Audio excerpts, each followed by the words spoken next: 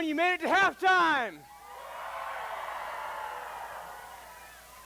Now, ladies and gentlemen, we here at Divine Comedy take your safety very seriously. That's why we put together this special public service announcement. Can we get are the batteries working in this thing? There we go. We put together a special public service announcement to make you aware of the very real dangers that are lurking here right on BYU campus. Ladies and gentlemen, I present to you the very best of 2005's real-life police beats. Bad boys, what you gonna do? What you gonna do when they come for you? Bad boys, what you gonna do? Now, we all know that violence can erupt at college football games, riots, police using tear gas, but that is nothing compared to what happened last year at our very own LaVell Edwards Stadium. Check this out.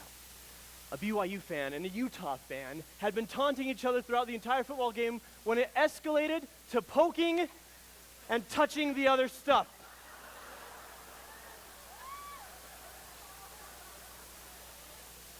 The police talked to each individual, and they promised not to continue their behavior.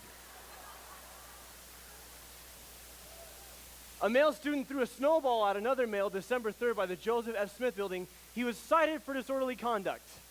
Cited for disorderly conduct? You guys, what do you do if someone throws a snowball at you? No, I call the cops. Absolutely. Makes total sense. The Indian statue, the Massasoit Indian near the library, was decorated with toilet paper sundae. Not vandalized, but decorated.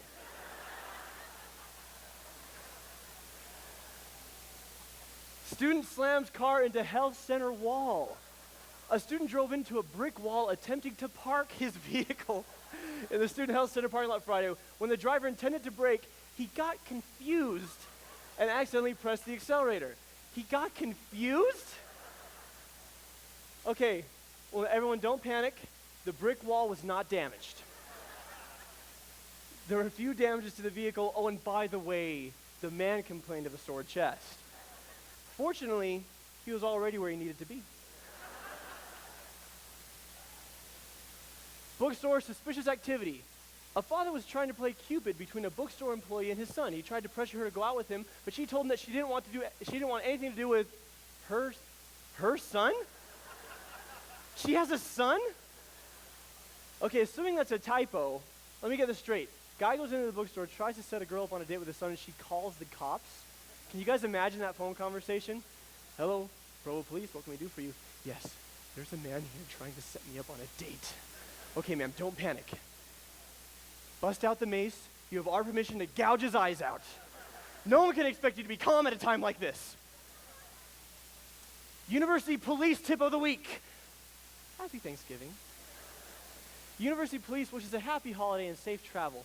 Be thankful for the good experiences at BYU and the blessing of learning in a great environment. That's great. How's that a police tip? A male student told university police the reason he looked into occupied men's stalls was to find a quiet place to study because he is distracted anywhere else. That's distracting to me. Theft of a $1.95 Brazilian flag averted. We nailed that sucker. An 18-year-old man was stopped Thursday for shoplifting a Brazilian flag valued at $1.95 from the BYU bookstore.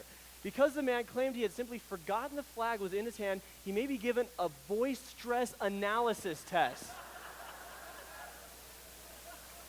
$1.95. If it'll save the guy from a humiliating interrogation, I'll pay for the flag. And finally, ladies and gentlemen, my personal favorite. An unknown person used a washable white marker to write obscenities such as poo-poo and poo on a black Denali parked in Heritage Halls on November 25th. Only at BYU are poo-poo and poo considered obscenities.